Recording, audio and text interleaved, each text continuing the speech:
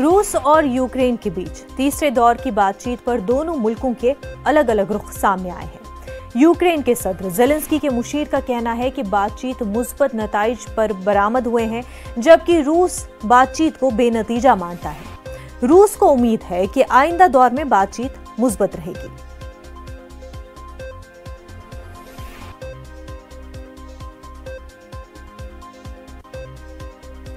उधर अक़वाम मुत्तहिदा में हिंदुस्तान के मुस्तकिल नुमाइंदे टी एस तिरुमूर्ति ने कहा, दुनिया को यूक्रेन की बिगड़ती सूरत हाल और इंसानी बहरान पर ख़ुसूसी फौरी तवज्जो देनी चाहिए। उन्होंने यूक्रेन में फंसे अफराद को बहिफाजत निकालने की मांग भी दोहराई है।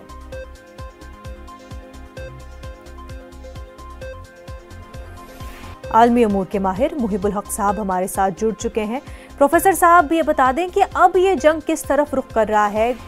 एक तरफ तो जहां हमले जारी हैं रूस की जानिब से, बातचीत भी जारी है। देखिए, दोनों सूरत हाल अभी जारी रहेगी, क्योंकि रूस को अपने ऑब्जेक्टिव जो अचीव करने हैं वो अभी अचीव नहीं कर पाया है जी। और साथ ही साथ रूस बहुत जल्दबाजी में नजर नहीं आ रहा। वो खुद भी, मुझे लगता है कि इसके जरिया पूरा प्रेशर बना करके वो अपने ऑब्जेक्टिव अचीव करना चाहता है, जो हमारे सामने हैं। बार बार बात दोहराई जा चुकी है। रूस ये कहता है कि नाटो जॉर्जिया या फिर यूक्रेन को नाटो में शामिल ना करे, पहली बात। दूसरी बात ये कि जिन इलाकों को उसने आज़ाद डिक्लेयर किया है, यानी जहाँ पे इथनिक रशियंस रहते हैं जी, उनकी इंडिपेंडेंस पे रशिया इंसिस्ट करेगा। तो इथनिक रशियंस यानी क्रीमिया से लेकर के डॉनबास रीजन में इथनिक रशियंस की मेजॉरिटी है, उनको रशिया के साथ इंटीग्रेट करना रशिया का प्लान शुरू से रहा है। दो चीजें हो गई। तीसरी अहम बात यह है कि नाटो फोर्सेज ने जो स्ट्रेटेजी अपनाई है, जो अफगानिस्तान में इन्होंने अपनाई थी सोवियत यूनियन के खिलाफ, 10 साल के स्ट्रगल चलता रहा और अल्टीमेटली सोवियत यूनियन को वहां से छोड़ के भागना पड़ा था जी। तो अब यहाँ पे भी रशिया यूक्रेन को वो रशिया के लिए अफगानिस्तान बनाना चाहते हैं, यानी वो सारे वेपन सप्लाई करते रहेंगे। एक पूरी नेशनलिस्ट स्पिरिट या पैट्रियोटिक स्पिरिट के साथ यूक्रेनियंस फाइट कर रहे हैं और इस तरह के डेडलॉक, इस तरह की वॉर चलती रहेगी। साथ ही साथ ये नेगोशिएशन भी चलता रहेगा। फिलहाल कोई रिजल्ट सामने नहीं आ रहा है, क्योंकि रशिया ने साफ कहा कि उसे कोई मुस्बत पहलू नजर नहीं आया पूरे टॉक में। यूक्रेन की तरफ से ये कहा जा रहा है कि हम सही डायरेक्शन में मूव कर रहे हैं जी।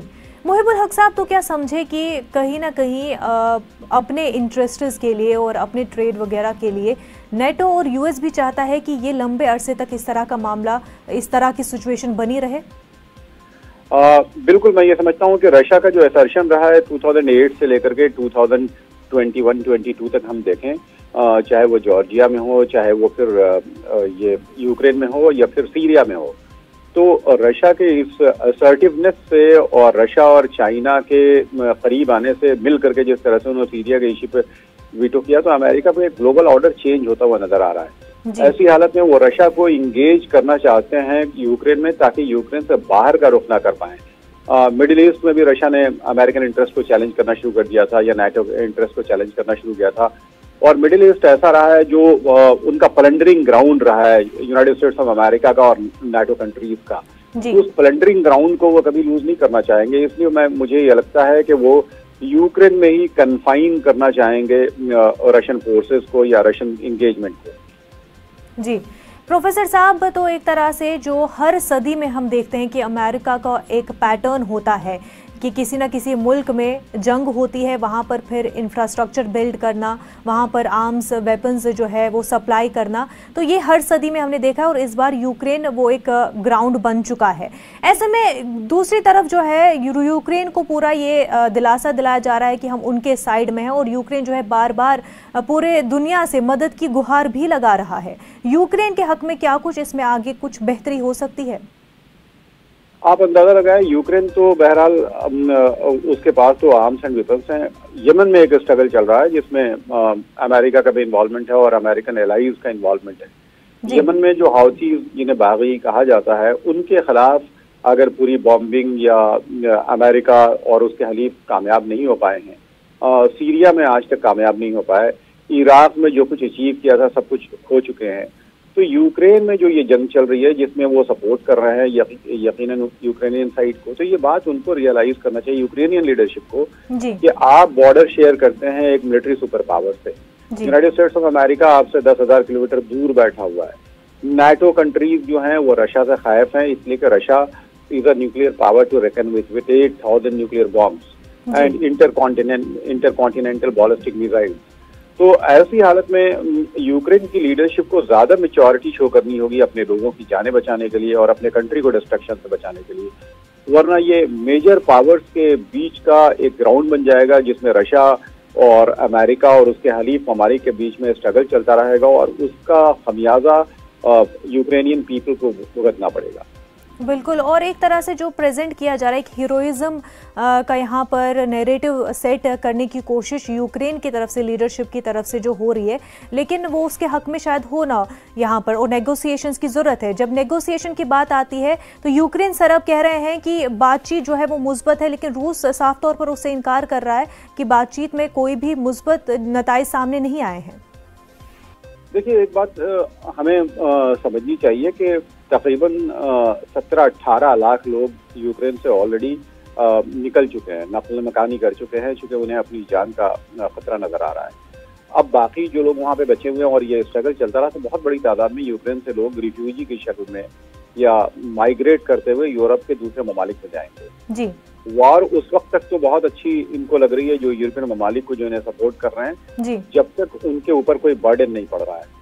तो जैसे ये रिफ्यूजी की तादाद तकरीबन 50 लाख के करीब पहुंचेगी तो एक पूरा बर्डन पड़ेगा और एक ह्यूमैनिटेरियन क्राइसिस डेवलप होगा जी, जिन कंट्रीज में, खास करके यूक्रेन के बॉर्डरिंग कंट्रीज जैसे पोलैंड, रोमानिया वगैरह में ये परेशानी बढ़ जाएगी। फिर वो यूरोपियन कंट्रीज में आपस में बात होगी कि आप रिफ्यूजीज को शेयर करें और ये एक प्रॉब्लम होगी। जी। दूसरी जानिब आप देखें कि वहाँ पे इन्फ्लेशन बहुत ज्यादा हो जाएगा, खास करके नेचुरल गैस और ऑयल का सप्लाई। जी सर, आपको यहाँ पर रोकना चाहेंगे, एक बड़ी खबर इस वक्त सामने आ रही है। आज दोपहर 12:30 बजे से जंगबंदी का आगाज होगा। तो बड़ी खबर आपको रूस यूक्रेन जंग के हवाले से बता रहे हैं। रूस ने एक बार फिर जंगबंदी का ऐलान किया है। आज दोपहर 12:30 बजे से जंगबंदी का आगाज होगा। तो रूस यूक्रेन के हवाले से आपको बड़ी खबर बता रहे हैं। रूस ने एक बार फिर जंगबंदी का ऐलान किया है। आज दोपहर 12:30 बजे से जंगबंदी का आगाज होगा। मुहिबुल हक साहब, रूस ने जंगबंदी का ऐलान कर दिया है। दोपहर 12:30 बजे से जंगबंदी का आगाज हो जाएगा। ग्राउंड पे जंगबंदी की जा रही है ताकि तिब्बी इमदाद लोगों को मिल सके, जो लोग वहाँ से इवैक्यूएट होने हैं उन्हें इवैक्यूएट कराया जा सके। आमतौर पे जब जंग चलती है तो इस तरह के सीज फायर दोनों साइड्स करते हैं, क्योंकि कैजुअलिटीज होती हैं और दोनों साइड्स की अपनी कैजुअलिटीज होती हैं, उनकी अपनी प्रॉब्लम्स होती है।